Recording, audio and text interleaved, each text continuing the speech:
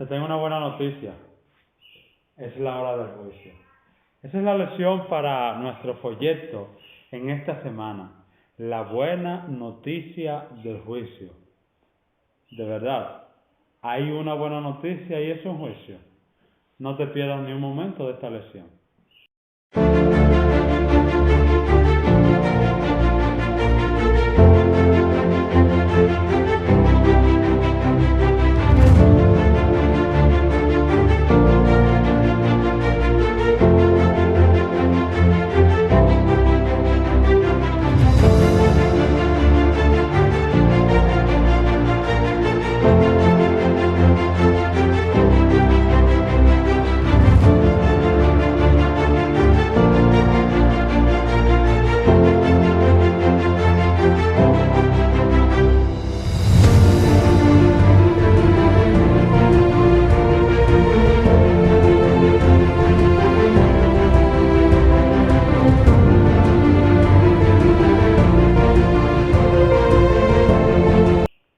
Buenas amigos y hermanos, estamos aquí fascinados con el estudio de este material porque la verdad es una buena noticia que el Señor nos ha dado en el triple mensaje angélico de que su venida es pronta y de que debemos hacer los arreglos necesarios para encontrarnos con Él.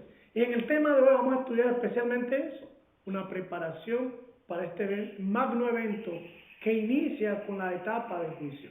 Así que le invitamos a que no se despeguen de nosotros, porque el tema que vamos a tratar hoy es de vital importancia para nosotros como adventistas, y no solo para nosotros como adventistas, sino para el mundo entero, porque todo el mundo tiene que saber de que el juicio comenzó y que todos deben saber lo que deben hacer para prepararse, para esperar al Señor. Así que este material que vamos a tratar hoy, te invito a que lo compartas, te suscribas y lo comentes, y que también ore por nosotros para que este ministerio siga llegando a más corazones. Muchachos.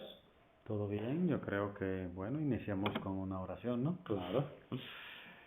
Señor Dios Todopoderoso, estamos aquí una vez más para compartir tu palabra, oh Dios, y para seguir, pues, aprendiendo de ella, Señor. Ayúdanos a reconocer que en algún momento de nuestras vidas nuestro nombre estará delante de ti, oh Dios, y se emitirá un juicio ante todas nuestras obras, Señor. Permita que hoy podamos alzar la cabeza y reconocerte, oh Dios, entregarte nuestra vida, nuestros corazones, poder decir aquí, Señor, envíame a mí, tómame como enteramente tuyo.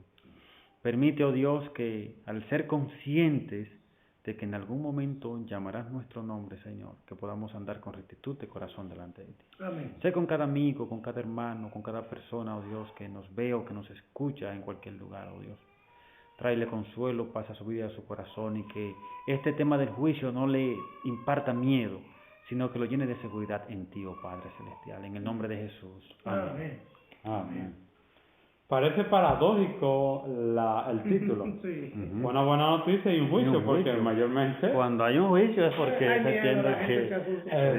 asusta. Y entonces más con el llamado, o sea, más con el llamado previo, porque el llamado previo es temer a Dios, Y darle gloria, porque hay una razón.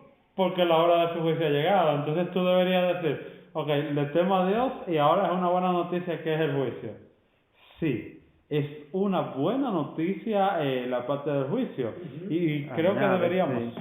Añade el versículo de memoria, y adoren al que hizo el cielo y la tierra, el mar y las fuentes de las aguas. Interesante esto, muy interesante. Porque ahí está la respuesta de por qué el juicio es una buena noticia. Así es. Exactamente. Porque a aquellos que adoran al que hizo el mar, el cielo, la tierra y todo lo que en ellos hay, está garantizada la victoria, está garantizado una decisión favorable para el que adora. Al que hizo al Dios verdadero, está garantizada una buena noticia en el juicio. Así es.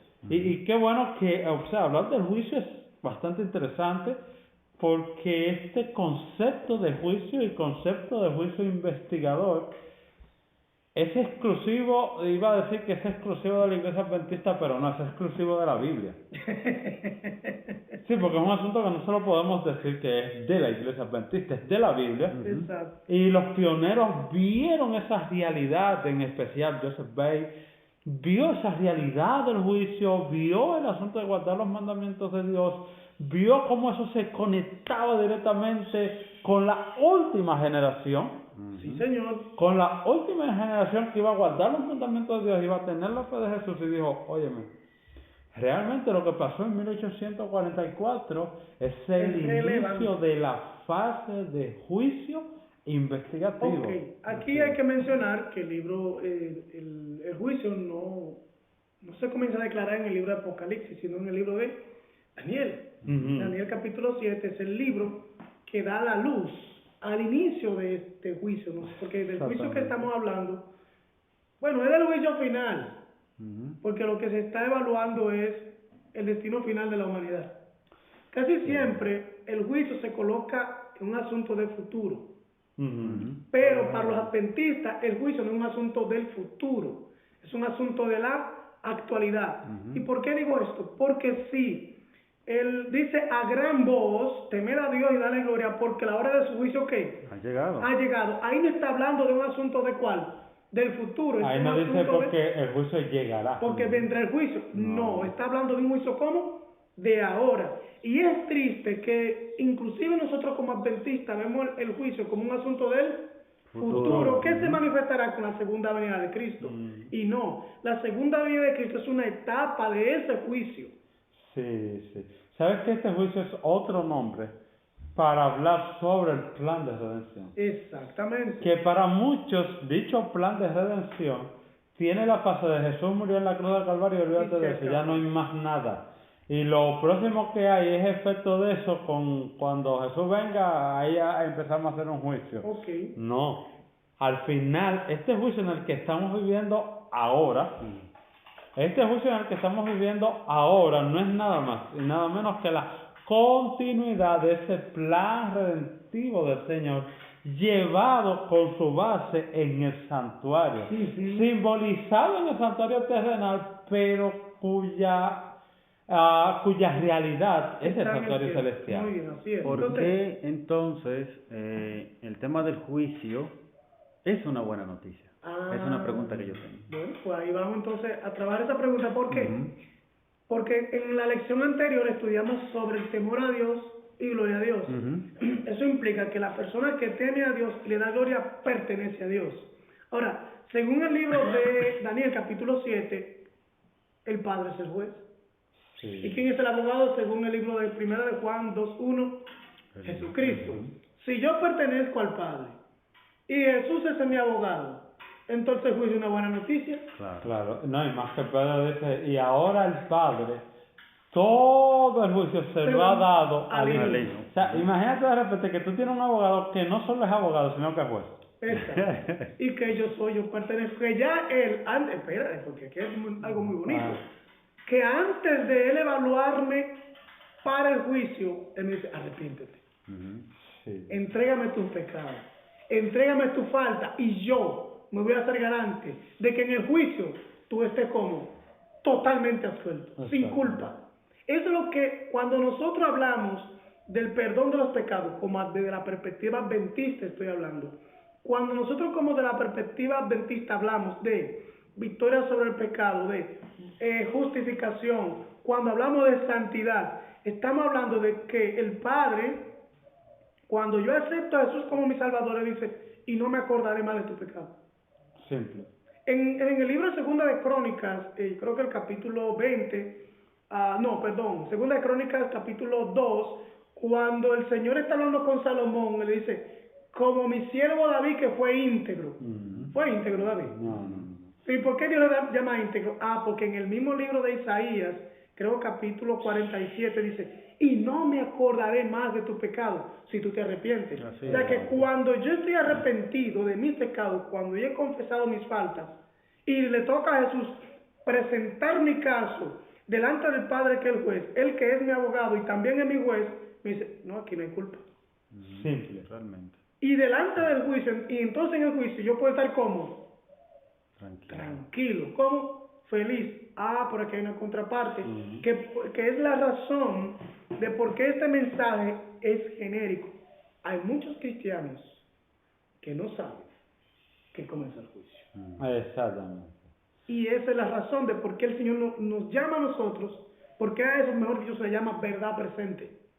Ujú. Y miren lo que dice esa parte del sábado, que dice que si la Biblia de algo ha estado clara, es sobre una cosa, y es sobre la claridad de que Dios es un Dios de juicio. ¿Ok? Si de algo está clara, es de eso. Y si de algo también está clara, es que estamos en esa fase de juicio investigativo. Y que si hay hay un mensaje que se le debe estar dando al mundo, ¿sabes cuál es? Mis hijos, hay un juicio. Así es, hay muchas personas que ignoran esta realidad, ¿sabes? Wow. Y que dicen, bueno, porque lo que nosotros hemos aprendido en este mundo es que solo van a un juicio los que han cometido una falta. O cuando se mueren la gente. O cuando alguien, exactamente. Entonces, la gente dice, bueno, pero ¿por qué? Si yo no he no le he matado a nadie, no le he robado, yo, por ejemplo, soy un padre ejemplar, ¿sí? Puede decir una persona. O soy un cristiano ejemplar, ¿verdad? Dentro de su propia... No, porque uno... Concepción. Lo que pasa es que ahí está el problema. Y ahí es donde radica el gran problema. Sin embargo, la lección nos aclara que todos, absolutamente todos, ¿qué? Tendrán parte en el juicio. Todos. La Biblia declara, todos hemos pecado. Y el mismo libro de Juan dice que el que se declara que no ha pecado, es mentiroso. Ya es mentiroso. Es Sí, mentiroso. ya es mentiroso. O sea, que de algún modo, y es interesante esto del juicio, y es que la premura de que nosotros podamos compartir esto a la luz de un Cristo amante, de un Cristo misericordioso y que murió por nosotros, y es que no debemos permitir que nadie a nuestro alrededor muera sin tener la oportunidad de entregar su vida al Señor, porque Él también va a ser juzgado. Exactamente. Sí. ¿Qué significa la obra del juicio? Es la lección del domingo. La lección del domingo, la importancia de la hora del juicio. Ese gran significado que tiene la hora del juicio ha llegado. Recordemos que este primer mensaje, en 1843, 1840, no, pero con potencia en 1844, fue proclamado por el millerismo. De la hora del juicio ha llegado. ¿Por qué se entiende que la hora del juicio había llegado? Por dos razones. Primero, Daniel declara que el ángel le dijo, mira, cierra las palabras de esta profecía, que esto no es para tu tiempo, sino que es para el tiempo del fin. ¿Ok? Pero ¿para el tiempo de cuál fin? De Daniel capítulo 8, verso 14, que había dicho que las 2300 tardes y mañana, y entonces, en otras palabras, empezaría el juicio. Exacto. Así es. O el santuario sería purificado. Haciendo referencia, miren que el libro de Daniel va a hacer una referencia sobre la otra. El libro sería cerrado de Daniel capítulo 12, estaba haciendo referencia sobre Daniel capítulo 8. Pero la santificación del santuario estaba haciendo referencia a Daniel capítulo 7, sobre los tronos fueron puestos y entonces se levantó, ¿verdad?, el anciano de día a juzgar. Así es. Una cosa va con la otra. Ahora bien, cuando al final de las 2300 tardes de mañana, en 1844, que es cuando se cumple esto, empieza entonces la proclamación del primer ángel, y es: la hora del juicio ha llegado. ¿Cuál es esa hora del juicio que ha llegado? El pase de Jesús del lugar santo al lugar santísimo. ¿Para qué? Que se ilustra en el capítulo 16 del libro de Levítico, cuando el sumo sacerdote en el día de la expiación hacía una obra especial de purificación de los pecados que el pueblo había confesado durante todo un año litúrgico. Entonces en ese día especial el sacerdote hacía intercesión por todos los penitentes que habían confiado su salvación en el corderito.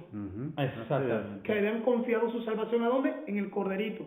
Ahora, es interesante que en la lección del domingo, yo no sé por qué, no hicieron referencia a la profecía de las 2300 tarde y mañana, que es el momento, como tú muy bien lo dices, que inicia la hora del juicio. Así es.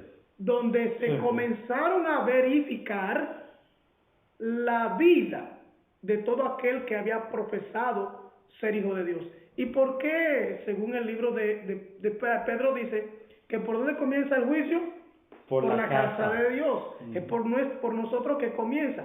Y es interesante que inclusive dentro de nuestros púlpitos, de nuestra dinámica como iglesia, no se hace un llamado continuo a que nosotros tenemos que vivir una vida a la altura de que estamos siendo juzgados. ¿Pero juzgados por cuál? Que hay una ley. Sí. Hay una ley que es la norma. Y hay una ley, y como haces referencia a ese proceso descrito en Levítico, ¿qué hacía todo el pueblo y cuál es el llamado que se le hace a todo el pueblo cuando estaba en ese gran día de la expiación? Cuando empezaba ese juicio, el llamado era santidad a Jehová. Laven sus ropas, laven sus sandalias, laven sus vestidos, báñense, límpiense, vean todo el campamento, que todo el campamento esté limpio, porque mañana, dice el libro de Levítico, mañana es el día de la expiación. Hay una fiesta, o mejor dicho, una actividad que se hacía 10 días antes, que era la fiesta de la trompeta. Y es interesante que Miller comienza a predicar en 1833 específicamente, 10 años antes de que llegara la hora del juicio. O sea, 10 años llamando, wow, interesante. El movimiento adventista comienza a predicar al mundo que Cristo va a aparecer y que había que entregar su vida, había que arrepentirse. ¿Por qué? Porque el mensaje de Miller no consistió necesariamente en la declaración de la bestia, sino en la experiencia que tenía que tener el individuo para tener un encuentro con Jesús en 1844, que era la fecha de tiempo que indicaba que iniciaba el juicio. La trompeta al final lo que decían era: prepárense. Ahí viene el día. Viene el día. Pero en el día, ya llegó. Los hombres estaban simplemente en adoración, temiendo a Dios, dando gloria, porque ese día era la hora del juicio. ¿Qué sucede? Como muchos dentro del pueblo no quieren estar en reverencia, en temor a Jehová, en obediencia, venciendo el pecado, hay que hacer algo, y es desvirtuar la hora del juicio ha llegado, para justificar de que no tengo que estar en reverencia delante del día del juicio. Exactamente. Porque si seguimos predicando, miren, estamos en la hora del juicio, ya estamos en el día de la expiación, el Señor está expiando el pecado ahora mismo. Recuerdo que era muy notorio el tema dentro de la iglesia antes, de que en cualquier momento mi nombre podía estar siendo pasado y revisado. Y muchos se han levantado en contra de esto, diciendo que no es así, sino que cuando él diga, o sea, habrá gracia hasta el día que él diga, he dejado el tintero, y de ahí en adelante ya es que el que siga siendo el justo siga siendo justo, y el impío siga siendo impío. Lo que quiere decir es que hasta ese momento se hizo un esfuerzo, vamos a decirlo esta palabra, sobrehumano, para hacer un llamado a la conversión y al arrepentimiento, que es el mensaje a la iglesia de la Odisea: arrepiéntete. El mensaje de la Odisea, lo decíamos creo que en la lección número 2, está estrechamente unido al mensaje del tercer ángel. Claro que sí. O sea, ¿por qué? Porque son paralelos, están en la misma época. O sea, a la vez que se está haciendo el llamado a un juicio, se está haciendo un llamado a arrepentimiento, a la conversión al pueblo de Dios que profesa ser su hijo, porque realmente hay una declaración en Apocalipsis 3:20: yo estoy a la puerta. No solamente yo estoy en el juicio, yo también estoy a la puerta, a través de la intercesión del Espíritu Santo, haciéndonos llamado a que nos hundamos al Señor de todo corazón, que llevemos nuestra familia a los pies del Señor, que invitemos a la gente a entregar sus vidas, porque el juicio comenzó. El juicio comenzó. Y algo interesante en esa parte es que a nosotros, por ejemplo, no nos gusta escuchar eso porque es un mensaje directo. Claro. Es un mensaje que cuando nosotros lo escuchamos nos llama al arrepentimiento. Y como constantemente estamos en esa constancia de pecar y pecar y pecar, y cuando nos dicen arrepiéntete, y el mismo Dios en Apocalipsis 3 dice arrepiéntete, porque es que yo lo que quiero es salvarte. No hemos entendido que desde esa fecha, cuando se inició este proceso, nosotros lo que hemos sido llamados como pueblo de Dios es a la santificación y nada más. Claro. Exactamente. Como pueblo. ¿Por qué? Porque va a llegar el momento en el que todo va a terminar. Entonces, Pero día tras día, nosotros no somos conscientes de que con nuestras acciones, nuestras palabras, nuestros actos, estamos determinando nuestro destino eterno. Sencillo. Que eso es lo que nosotros, por lo general, no consideramos. Y por eso es que eso, el mensaje incluso de los 3 ángeles, está en nuestra mente como un tema futuro, no como algo que es una realidad ya Exacto. para nosotros como pueblo. Ujú. Y mientras no aceptemos esa realidad, vamos a seguir estando perdidos es como cuando te mueres de hambre con el plato en la mesa delante de ti. así Exactamente. es. La misericordia y el juicio de Dios.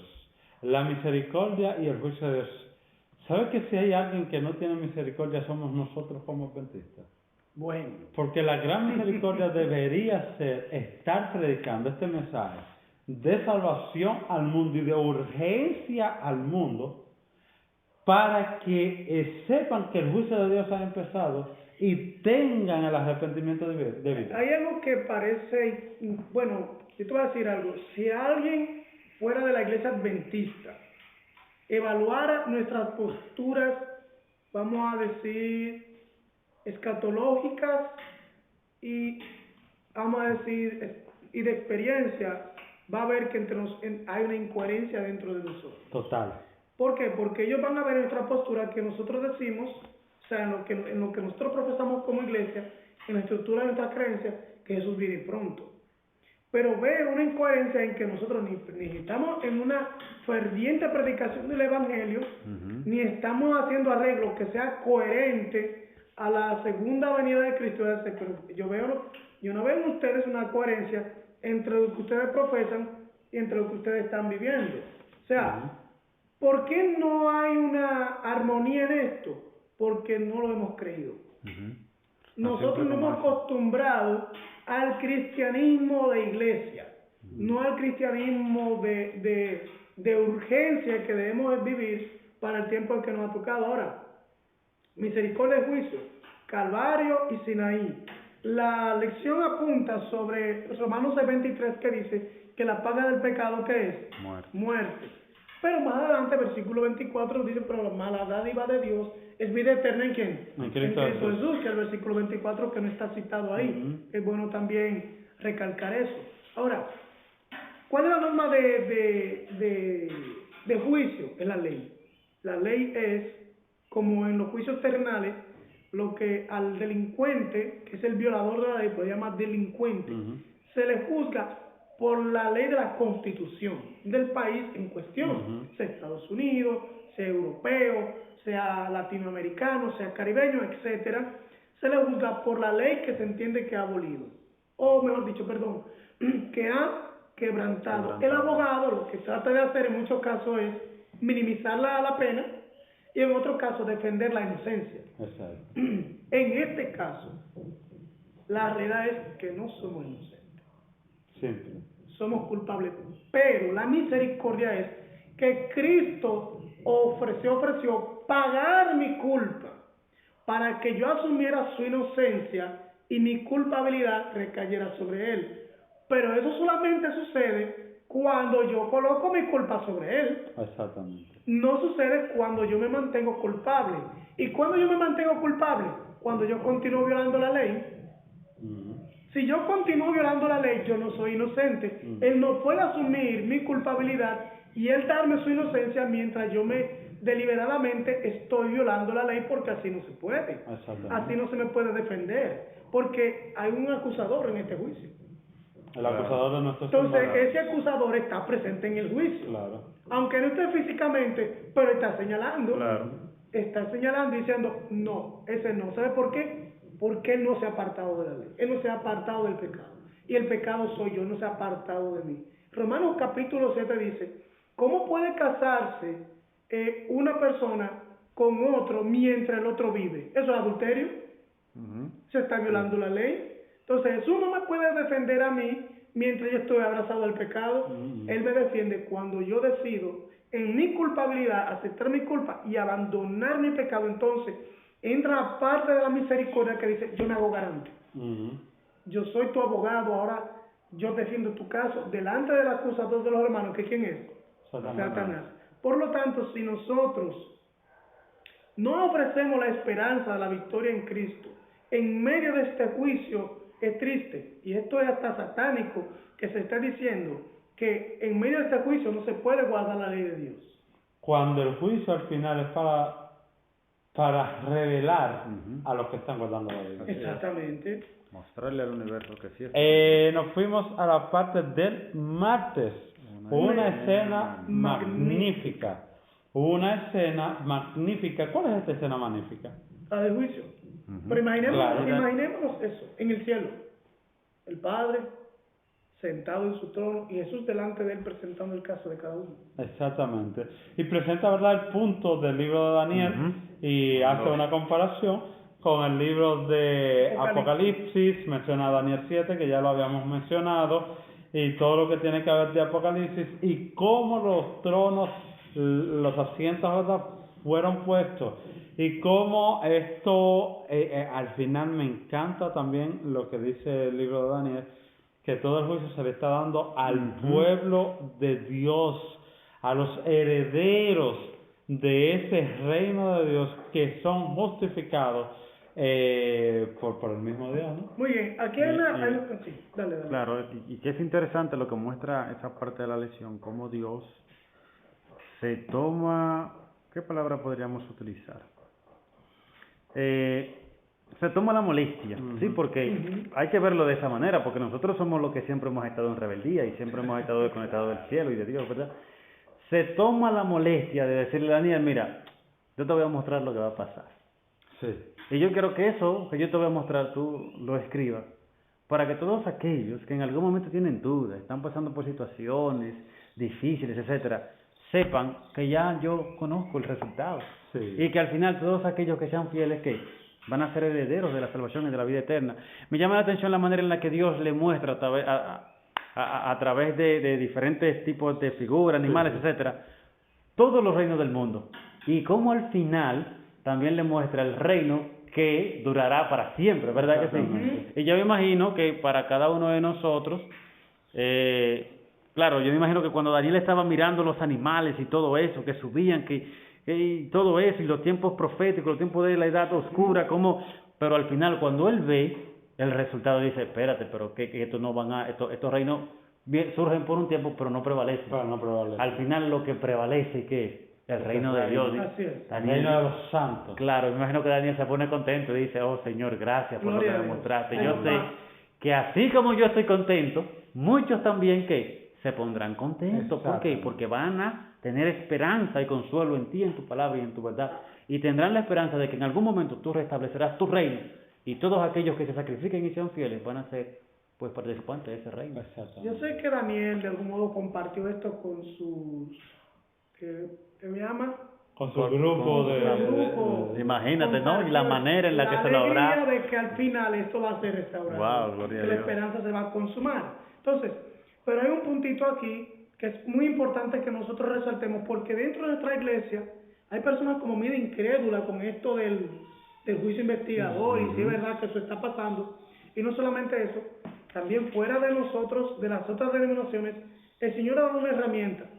La iglesia tiene una manera que el Señor le ha dado de, ¿cómo se llama esto? De interpretar las escrituras, y es bíblico-histórico.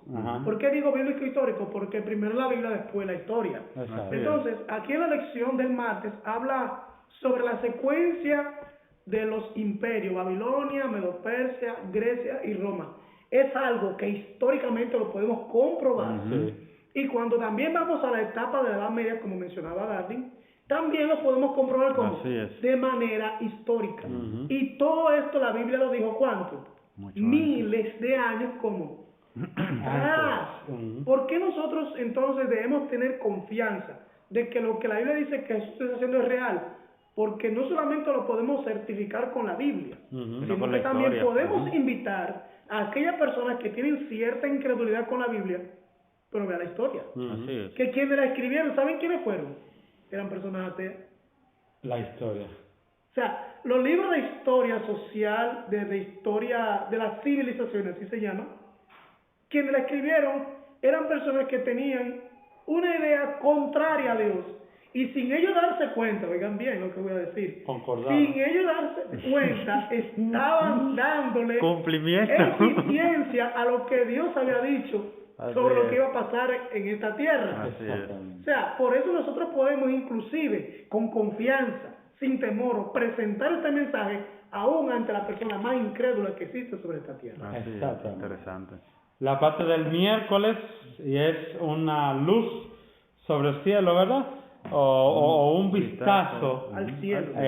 al cielo, y presenta una parte interesante en el libro de Apocalipsis capítulo 4, cuando Juan miró, ¿verdad?, hacia atrás y vio Imagínate. abierta y vio la puerta del cielo, haciéndole una invitación y que le decían: ven, sube, que te vamos a mostrar ver una silla. las cosas que han de acontecer. Jesús invitó al apóstol a ver a través de la puerta celestial el santuario, o sea, a través de la puerta del santuario. Juan vio cómo se abrió el santuario, y cuando Juan vio el santuario, ¿tú sabes qué fue lo que vio? Lo que había de acontecer en el futuro. Así es. Ujú, exactamente. Y es interesante sobre esta escena de Apocalipsis 4, que se le muestra la misma visión que Daniel, pero desde otra perspectiva. Desde otra perspectiva. ¿Y sabes por perfecto. qué? Porque son hombres de época distinta, Ujú. cientos de años de diferencia, más sin embargo hay una coincidencia espectacular entre lo que los dos escriben, Ujú. sin necesariamente Juan haber leído lo que dijo Daniel, Ujú. porque él estaba por allá por Pasmo desterrado, Sí, sí. sin un librito a mano, sin nada por el estilo. Y recordemos la vida de Juan, que Juan era un hombre que no era estudioso, Exacto. que todo lo que él recibió fue por inspiración divina, y que lo que él escribió fue por inspiración divina, no por un estudio, vamos a decir, minucioso de los rollos del Antiguo Testamento. Exacto. O sea, que lo que el Señor le dio a Juan que escribiera, que esté en armonía con Daniel, ahí se puede evidenciar de que lo que se está hablando aquí fue inspirado por Dios.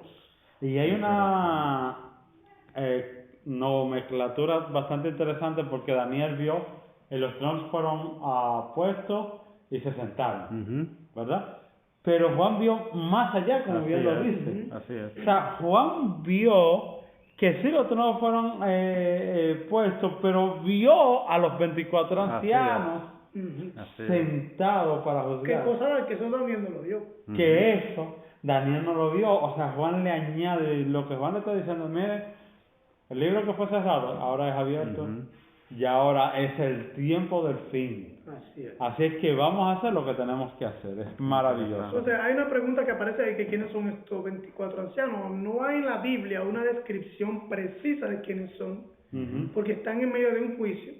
Ujú. Entonces, están revisando, por así decir, de algún modo también, siendo partícipes de esta escena, ¿no? Y muestra la característica de que se empleaba en el Antiguo Testamento, cómo se manejaban las cosas en Israel, sobre estas 4 divisiones que existían en el pueblo de Dios. Más sin embargo, no podemos decir si eran personas que son posteriores a la resurrección o algo así por el estilo, ¿no? Así que no es la intención de nosotros aquí en este momento determinar que no son los 24 ancianos, sino determinar que ellos sí participan también en el proceso de juicio, y que Juan está viendo otra perspectiva del juicio que Daniel no le fue mostrado. Claro, y tomar en cuenta también que, bueno, para muchos, ya si uno hace un estudio más de en los libros del Espíritu de Profecía, pues ve que los representantes de los mundos no caídos forman parte de este grupo que también permiten. Por eso es que el deseo de toda la gente expresa que los mundos no caídos están viendo como un libro de texto lo que está sucediendo en nuestro Claro que mundo, sí. a través de la representación de estos 24 ancianos, ¿verdad? De estos 24 ancianos que están viendo lo que está sucediendo en la tierra y se sientan junto al Padre para juzgar. Y vemos ahora cómo el asunto del juicio no es simplemente que Jesús está solito por allá intercediendo, y que ahora pasó al lugar santo, al lugar santísimo, y que bueno, eso es un pedacito por allá. No. Hay todo un universo interesado Así en es. eso. Total. Así es. Entonces la parte del Jueves, Jesús es digno. Jesús es digno. Eso es maravilloso. Es maravilloso porque va a llegar un momento en que todos justos e injustos, píos e impíos, el mismo Satanás, se va a arrodillar delante de Jesús y va a decir, Jesús es justo. Justos son todos tus juicios. Aquí en esta lección dice que el único que puede abrir ese libro para comenzar el juicio, ¿quién es? El Cordero. Jesús. Porque en ese libro, aunque no lo menciona así directamente, es el libro donde están escrito el pecado de todos nosotros. Y nadie podía ser garante, ninguna criatura podía hacerse garante a lo que en ese libro estaba escrito. Por lo tanto, no lo podía abrir. ¿Para qué? Y Juan sintió lo que estaba pasando. Sí, vio la magnitud de la escena. Porque si Juan pues mira que hay un libro que no se puede abrir, anda, pues no se puede abrir. Bueno, imagínate, ¿qué vamos a hacer que no se abra eso? No, pero Juan empezó a llorar. Sí. Juan empezó a llorar, o sea, Juan sabía que si el libro no se abría, era la condenación de la humanidad. Exactamente. Porque nadie se hacía garante a lo que había en el libro. Cuando dijo, no te preocupes, que le dijo, no te preocupes, hay uno, está el león. Y por lo que vemos crea tensión el tema de que nadie puede abrir el... En el cielo crea tensión el hecho de que nadie puede abrir. Claro, hay que buscar una solución y de repente, dentro de todos de pronto lo que están pendientes y quieren ver o saber, alguien dice, estén tranquilos. Hay uno que puede, exacto. Gloria a Dios por eso. Yo me imagino la escena, ¿tú sabes cómo me imagino la escena? El padre y los ancianos esperando que se abra el libro. Que se abra el libro. Jesús muriendo en la cruz del Calvario y muerto ya. Imagínate de repente, muerto ya Jesús. Y en el cielo es posible que los mundos no caídos tendrían una incógnita. Ok, el Padre está aquí, los ancianos, estamos todos aquí presentes. El que fue a morir por los pecados de ese mundo está muerto ahora. Y se crea una tensión, o sea, no sé cómo fueron las horas en el cielo, imagínate de repente, las horas en el cielo, entre tanto Jesús estaba muerto, porque si Satanás tenía una seguridad. Satanás dijo, listo, lo maté, ya, o sea, ese no hay manera. Cuando Jesús resucita, quien le van a tocar, Jesús dice algo interesante, no, espérate, ya necesito abrir el libro, yo necesito coger para allá. La tensión que había en el cielo, o sea, Juan ve eso, no hay quien, y el ángel le dijo, mira, no te preocupes, que ya el hombre viene ahí, ya él cumplió, ya él viene para acá. Hay uno que es digno de abrir el libro. O sea, lo que Jesús hizo es interesante, y tú dirás, ¿en qué parte del santuario se cumple esa etapa? Y es que, ¿quién era el único que podía abrir el velo y pasar al lugar santísimo? Sumo sacerdote. El sumo sacerdote. Por eso, aunque en el santuario terrenal no había un libro físico, pero había un lienzo que dividía el lugar santo y el lugar santísimo, donde estaba inscrito de manera simbólica en la sangre del Cordero el pecado de todos aquellos que hayan confesado. Por eso, en el día de la expiación comienza un borrar y un limpiar los pecados, que en el cielo, obvio, no hay un lienzo. En el cielo, ¿qué es lo que hay? Libros, que es lo que menciona el libro de Daniel, capítulo 7. ¿Y los libros fueron cómo? Abiertos. Más sin embargo, ese libro no podía ser abierto antes de 1844. Porque es en 1844 cuando comienza a ser como limpiado, borrado los pecados de ese libro, para que en el cielo no haya registro de ningún pecado. Y que ese pecado vaya entonces a donde tiene que ir, al originador del pecado. ¿Quién es? Satanás. Y eso fue lo que Juan vio cuando ve que las puertas del santuario fueron abiertas. Al final, este mensaje tiene su base en el santuario. Exacto. Al final, este mensaje termina en el santuario. Y por eso es la fuerza del mensaje dado a nuestros pioneros. Así es. Es la fuerza del mensaje dada al adventismo de la hora del juicio ha llegado y ese juicio se celebra en el santuario que comienza el gran día de expiación, que comienza ese juicio investigador para muy pronto, ya terminada la obra en el santuario, entonces se produzca el gran acontecimiento de la venida de Cristo. Quiero terminar con una cita del Espíritu y Profecía que está en Testimonio para la Iglesia, el tomo 1, tomo 5, página 447 y 48, que dice: pero aunque los seguidores de Cristo han pecado, no se han entregado al dominio del mal, han puesto a un lado sus pecados, han buscado al Señor con humildad y contrición, y el abogado divino intercede en su favor. El que ha sido el más ultrajado por su ingratitud, el que conoce sus pecados y también su arrepentimiento, declara: Jehová te reprenda, oh Satán, yo di mi vida por estas almas, están esculpidas en las palmas de mis manos. Gloria a Dios. Hay un pensamiento muy cortito que aparece en la página 12 del libro del Santuario, en donde aparecen las siguientes líneas. Dice: el tema del santuario debiera ser cuidadosamente examinado, ya que en él descansan los fundamentos de nuestra fe. Si nosotros queremos conocer completamente la historia de la redención, cómo inició y cómo va a terminar todo, estudiemos cuidadosamente el santuario. Allí está todo plasmado. Entonces queremos hacerle esa invitación a nuestros amigos, entendiendo que allí podremos ver más claramente el ministerio de Jesús a favor de nosotros y cómo es que ocurre el proceso del perdón de nuestros pecados. Y qué es lo que el Señor hace con ellos, cómo es que lo desaparece completamente, de tal manera que cuando nosotros pedimos perdón y Él toma ese libro, allí no aparece nada. Gloria a Dios por eso, ¿no? Y es por eso que no hay nada. Lo borró. No hay nada. Y es por eso que llega un momento en el que delante del Señor nosotros parecemos como hombres y mujeres como justos delante de Él. Amén. Porque Y como lo dice Pablo, nueva criatura. Gloria a Dios por eso. Dios te bendiga. Amén.